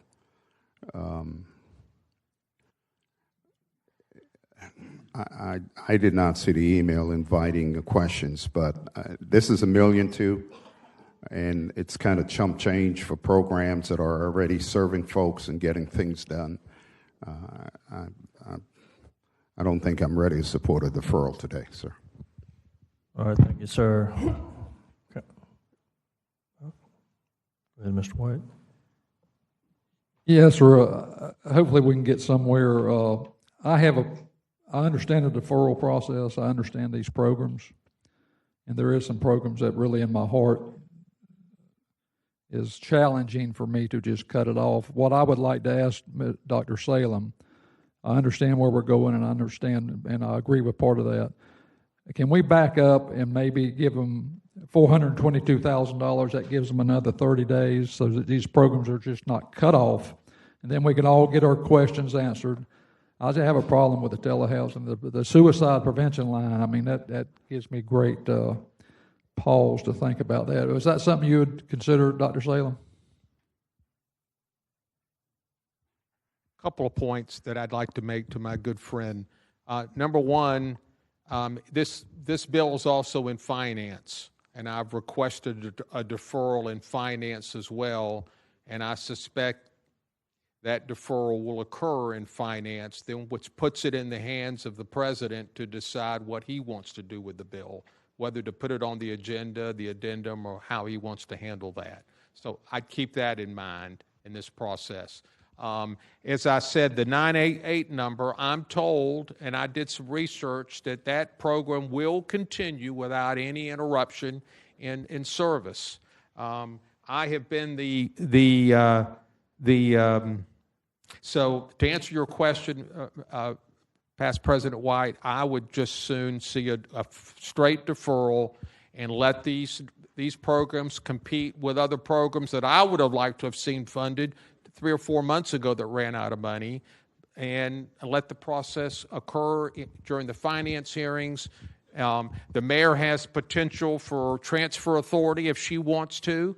That hasn't been mentioned, but that's something that she can do. That we, not on these, then pardon me. I didn't realize there was differences on what she could do in terms of transfer authority. So I would like to see the deferral. Thank you.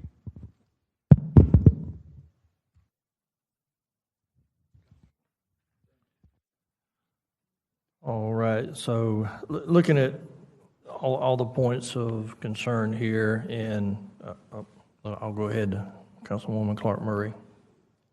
Thank you, Chair. Through the chair to Ms. Stefopoulos, when Councilmember past President White made his statement, can I second that, or I guess in a sense it's a point of order? Through the chair to Councilmember Clark Murray. So I understood it as a proposal for a compromise in lieu of deferral, but it wasn't a motion because the bill's currently not before you right now for consideration.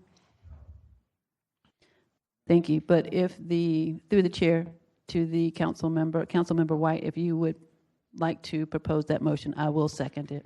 Thank you. It's been deferred at this point. So, point of order, it has been deferred, so.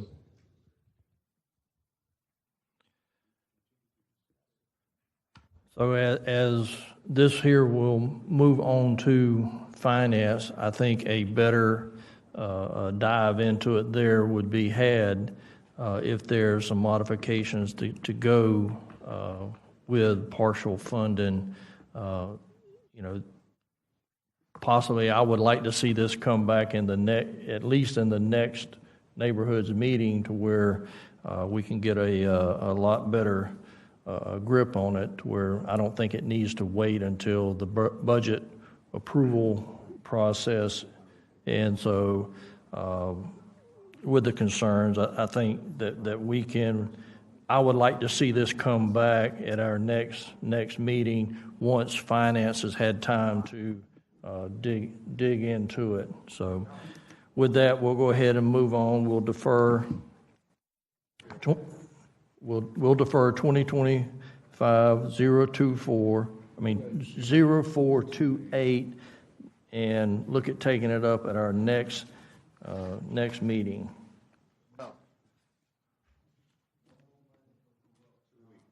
In 2 weeks, yes, sir.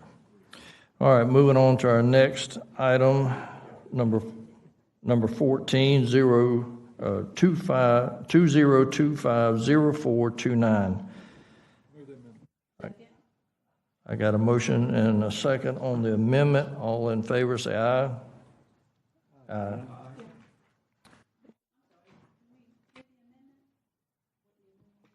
Mr. Peterson on the amendment, I apologize. That's all right. No, through the chair to the committee, the amendment just corrects a reference to a prior ordinance that established the tree commission, and then also corrects various scriveners in the bill.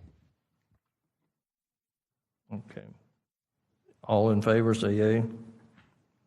Yes. All right. So can I get a motion to approve the bill as amended? Okay, I've got a motion and a second. Any discussion? Councilman Miller. Yeah, I just want to explain this through the chair to everyone.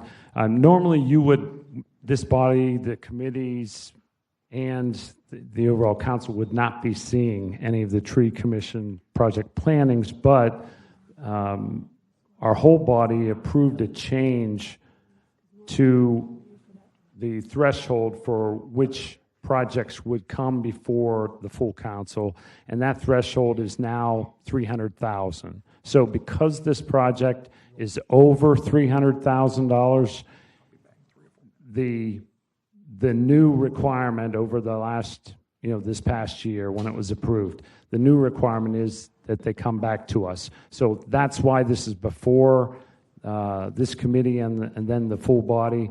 And we have people here. We have people from the Tree Commission here ready to respond if there are any questions. But I see this as a great project as the liaison to the Tree Commission this past year. I see this as a great project for UNF. And again, normally these would not come before us, just through the Tree Commission and voted on. If you have any questions, happy to answer them. And as I said, there are others in the audience ready to respond as well. Thank you. Thank you, Mr. Miller.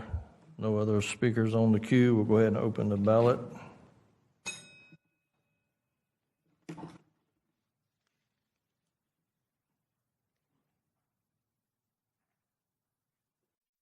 Six yeas, 0 nays. By your action, you've approved 2025-0429. The next items, 15 and 16, we'll skip over that momentarily to Council Member White gets back. We'll go ahead and go to number 17, 2025-0432. I got a motion and a second on the amendment. Mr. Peterson? Yes, sir. Through the chair of the committee, the amendment attaches section 360.104. That's being repealed in this legislation, and your council rules require any repealed section to be attached as an on-file exhibit, so we'll attach that and then correct various scriveners. All right, thank you, sir.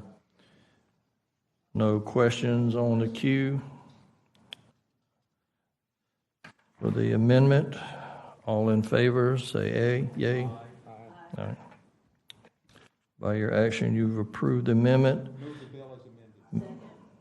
I got a bill is approved as amended. Any questions? No speakers on the queue. Open the ballot.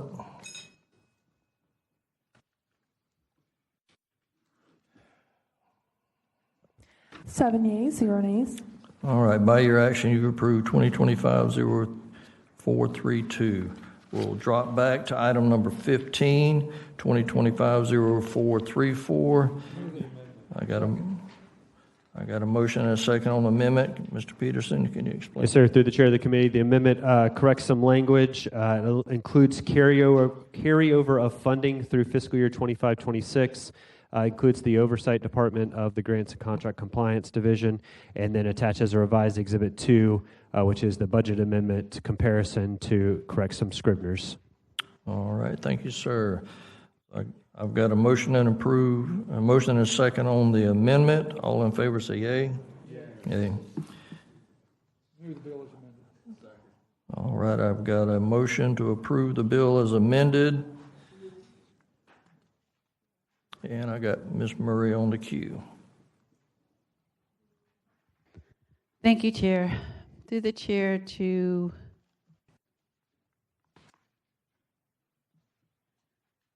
Mr. Peterson. I may have, sorry, I was a little distracted. Did you mention the bullet that's at the bottom of the amendment after the amendments 1 through 4? There's a bulleted or item. Did you mention that?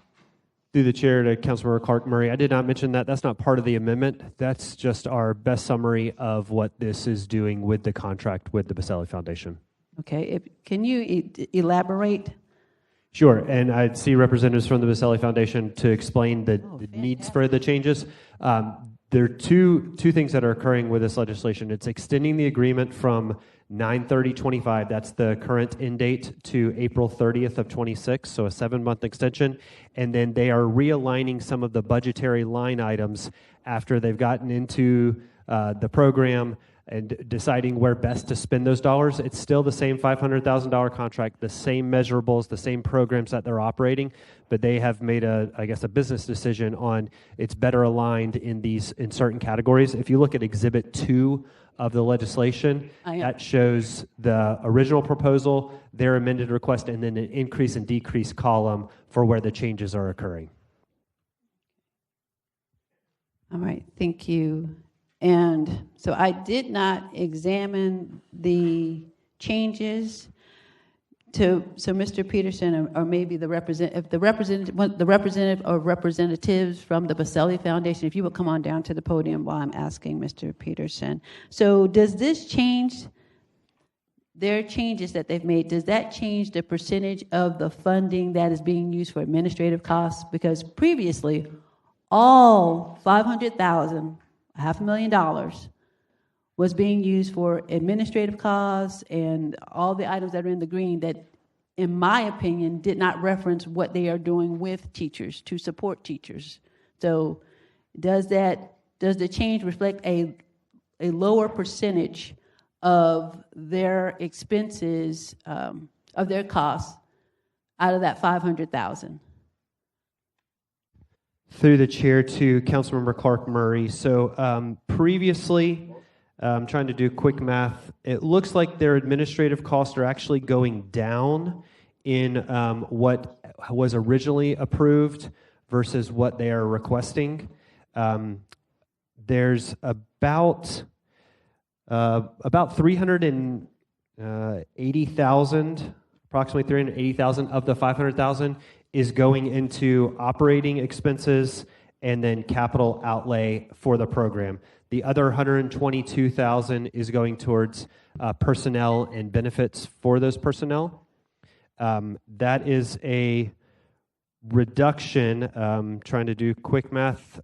The previously approved had salaries in about the $160,000 range, with another $45,000 going towards $50,000 going towards benefits.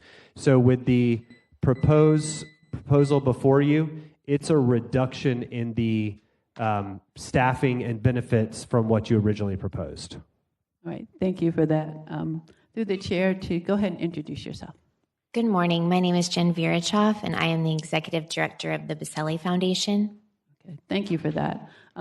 Through the chair, I have immense concern with this bill from its onset being in the budget, the 2025 budget.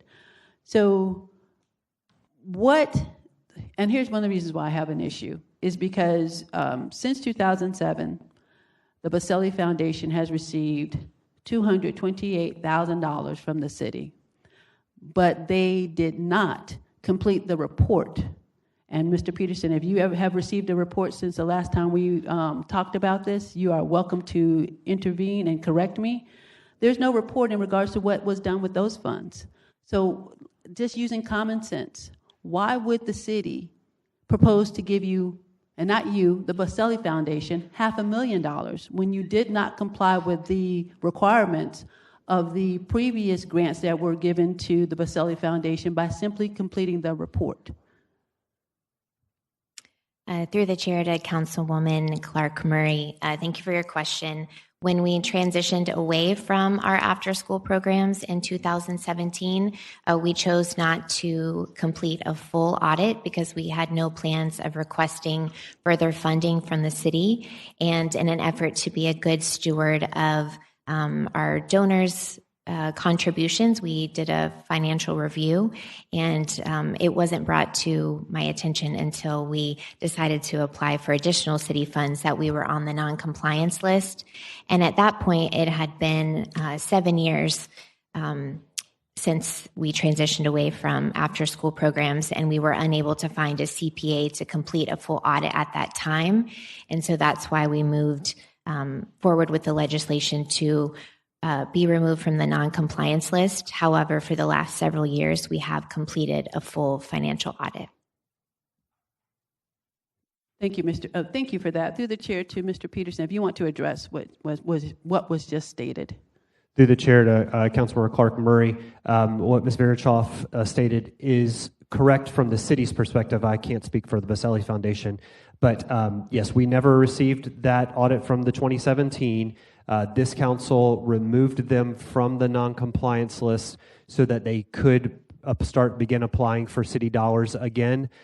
As a CPA, I would concur that you would be very hard-pressed to find someone to go back in time that far and issue an audit report for something that occurred 7 years in the past, because so much has changed. Its records probably don't exist back from that time frame, but that what she has stated is what has occurred on the city's timeline.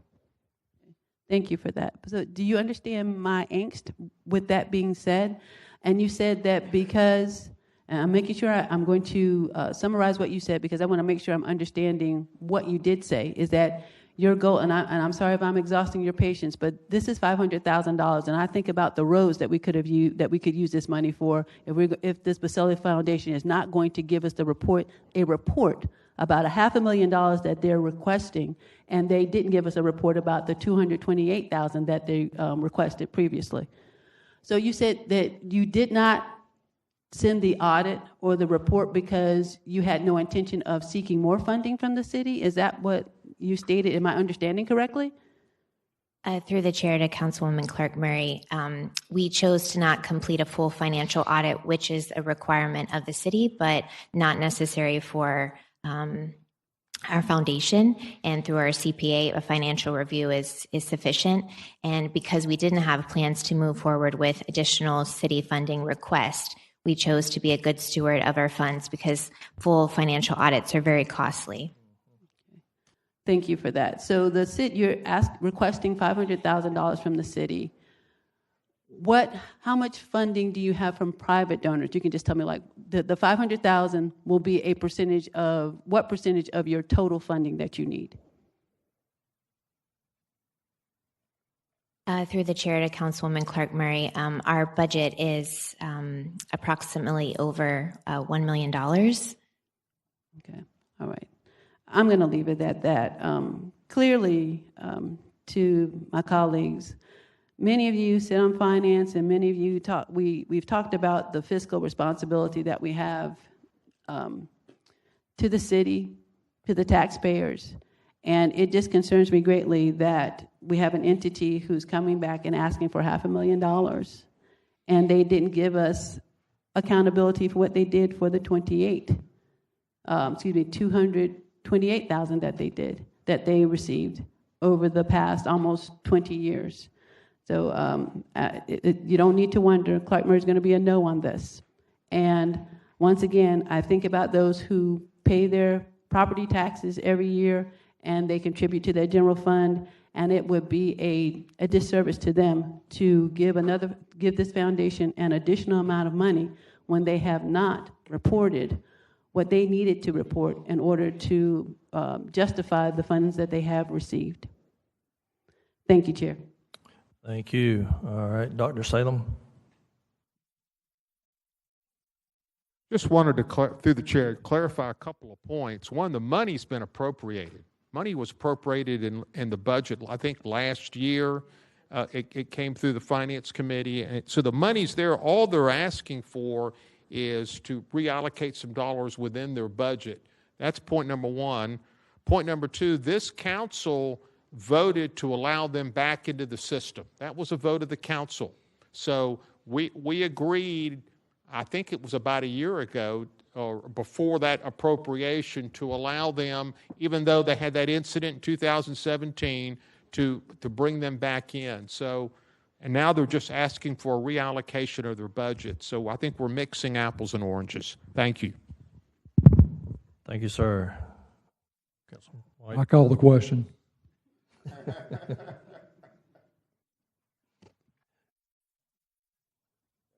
Ms. Mary. Yeah, point of order, please. Through the chair, so a member has called the question. Was it seconded? Yes. Okay, so that brings the matter immediately before you. There is no debate on call the question, so you would take a verbal vote on call the question. All right. All in favor, raise your hand. The ayes have it with 6. So therefore, you are now taking up the motion on the bill as amended. Okay. I've got a motion and a second on the bill as amended. No speakers on the queue. Open the ballot. Okay. All right. 6 yeas, 1 nay. By your vote, you approve 2025-0430. Next item, 16, 2025-0431. I got a motion and a second on the amendment. Mr. Peterson. Through the chair to the committee, the amendment just attaches the full BT. There were some lines that were cut off, so it didn't balance. All right. No discussion on the amendment. All in favor, say yay. Yes. All right. I've got a motion and a second to approve the bill as amended. And Ms. Murray. Thank you, Chair. I want to make sure we're on 431, correct? Yes, ma'am. Okay. Very simply, this is a fantastic bill. I know you're shocked. It is. It's a great bill, Councilmember White. It is. It's fantastic. It does so much for the community, and I want to be a co-sponsor. That's simply why I'm talking. Thank you. All right, thank you. Councilman Morrow. Mr. Chair, I'll be very brief as well. I just want to commend Councilmember White. When I was looking over the agenda, I saw the number of projects, and being familiar with just about all these areas, I can see how these dollars can go a long way in improving those communities. So, good job.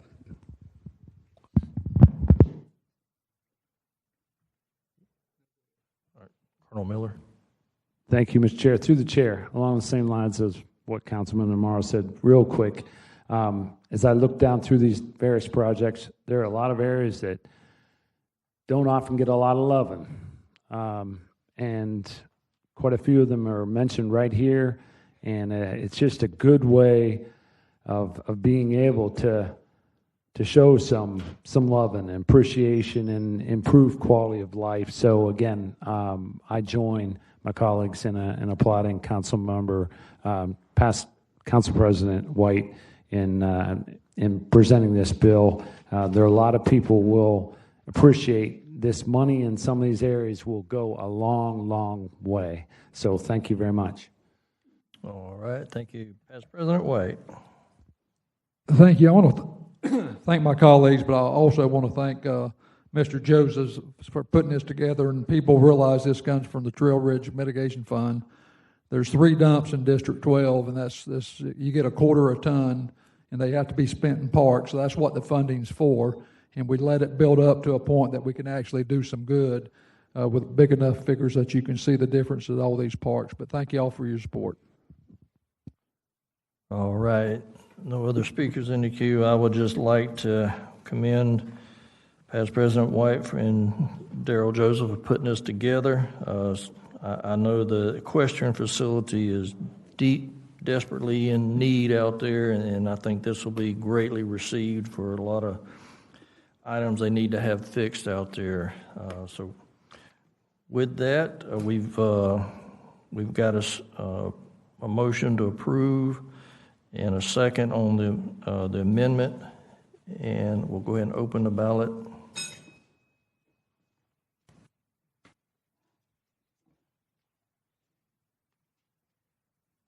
Seven yeas, 0 nays. All right, by your vote, you approve 2025-0431. Next, item 17, 2025-0432. I get a motion on the amendment.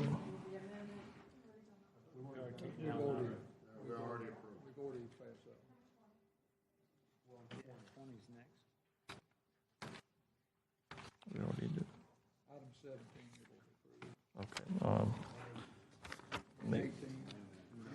Okay, so we've already done 18, 19. Now we're at 20. That's on 2025-0436. I got a motion and a second on the amendment. Mr. Peterson. Yes, sir. The amendment will increase the total appropriation to $9,463,284.43 by increasing the appropriation of Fire Station 22 project to a total of just shy of $2 million. Attaching a revised Exhibit 1, which is the BT, to reflect that increased appropriation and then correct various accounts and amounts that were not reflected properly. And then attaching a revised Exhibit 2, which is the CIP sheet, to reflect the increased appropriation and prior year appropriation amounts for the various fire projects.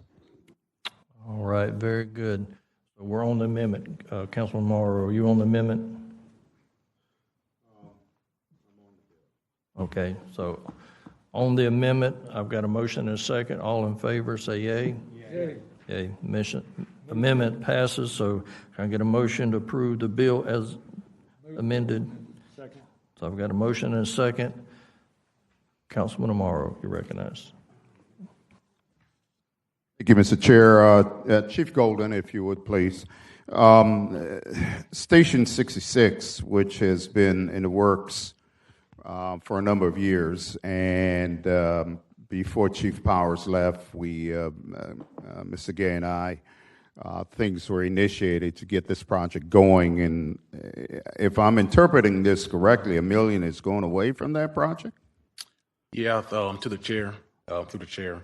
That Station 66, we had some remaining funding because we worked out some land use with parks. Oh, okay. So that's the reason why a lot of that funding, that $1 Okay. million was left. So because of the dollar value of the fact that it's going in Sunny Acres, you're able to take that dollar, and is that, through the chair, is that going to impede the completion of this project? No, sir. Yeah, Okay. Station 66 will still go on. All right. Thank you, Chief. Yes, sir. Thank you, Mr. Chair. Absolutely appreciate that, Councilman Morrow. Councilman Bolin. Thank you, Mr. Chair. First of all, I'd like to be added as a co-sponsor. I can appreciate the fact that, and thank you, Chief Golden, by the way, congratulations. Thank you. And the diligence that you all have expressed in finding dollars to make it possible for us to have another fire station in District 6. You know as well as I do the imperative need of that. The response times there have been challenging. And so for my colleagues, for the benefit of my colleagues, to understand and appreciate that this is a critical need in the Mandarin area. So thank you. All right. Thank you, sir. Dr. Salem. Thank you, Chair. Through the chair, about $5 million of that $9,450 is out of Doge. When we started the Doge process, Chief Powers came to me and said, Councilman, historically what we've done is left money from fire stations where we did it more cost effectively, saved some money, and that money traditionally has sat there and we use it for future fire stations. And I said, I will not prevent that process. I actually verified it, that process goes back to the Curry administration and probably further than that. So I'm very supportive of using that money for this process. Thank you. Thank you, sir. Colonel Miller. Thank you, Mr. Chair. Through the chair, I just want to make sure, I heard one of my colleagues mention one of the projects, and that was clarified. I just want to make sure, since there are a number of projects listed here, this is money, this is all money, through the chair to the chief. This is all funding that is not needed for the projects that are going on or was above and beyond what was needed, and so, as Councilman Salem described, then is able to be available for other projects. There isn't, I guess my real question is, there aren't any of these projects that are going to be negatively impacted and moved to the right in completion or in starting because of these transfers of dollars. Is that correct? Yeah, through the chair, that's correct. Okay, thank you very much. Thank you, Mr. Chair. All right, that's no more speakers. I would like to be added as a co-sponsor on this as well. Okay, we got a council amendment right now.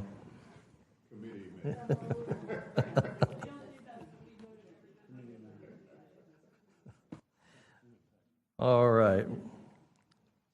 With that, so 2025-0436, I've got a motion to approve as amended already. So open the ballots and record your vote.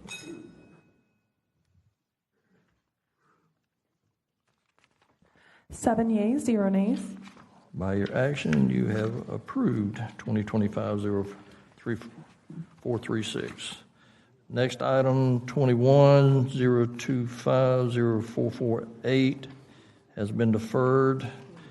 And the next items are on second, 0456, 0457, 0458, 0459, 0462, 0463, 0466, 0467, 0468, 0469, 0471, 0472, 0473, 0474, and 0482. All right, 2025-0481. The amendment, Mr. Peterson. Yes, sir. Through the chair of the committee, the amendment attaches a revised economic development agreement to include a specific default that failure to create at least 10 new jobs by the job creation deadline of December 31st of 29 would result in termination of the REV grant and also return of any dollars previously distributed. That follows the public investment policy approved by the council and then also corrects various scriveners. All right, any questions on the amendment? None? All right, I've got a motion and a second on the amendment. All in favor say aye. Aye. All right, move the bill as amended to approved. Mr. Miller, you're recognized. Thank you, Mr. Chair. Through the chair, I just wanted to kind of reach out there. I see Mr. Randolph out there. Is there anything else you'd like to add or to clarify for us to consider? Okay, thank you. Very good. No other speakers in the queue. Open the ballot. Cast your vote.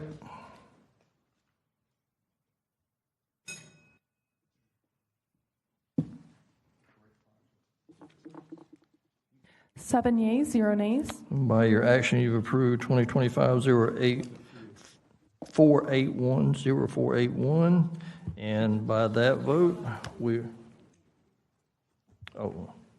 Ms. Clark Murray, you're recognized. Thank you. Thank you, Chair.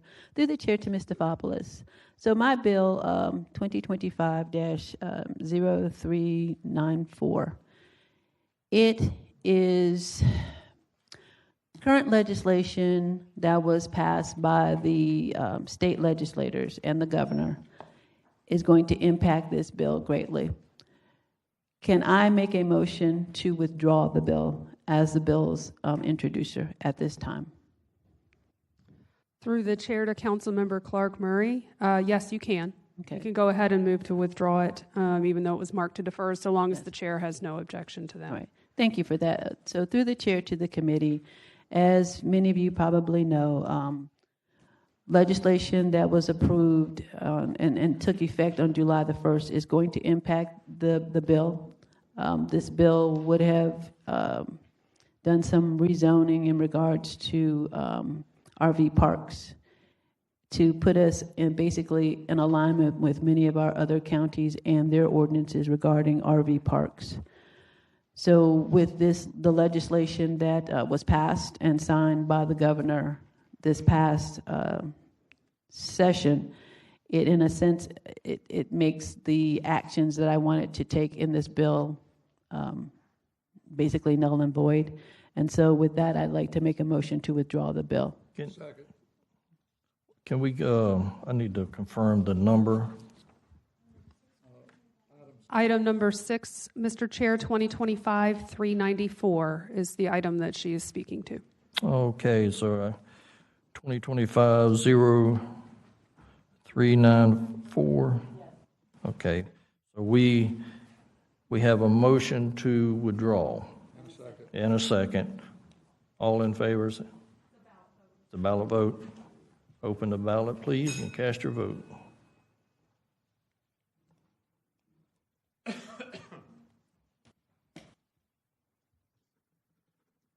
Seven yeas, 0 nays. All right, by your action, you have withdrawn 2025-0394, and that brings to the conclusion of our agenda.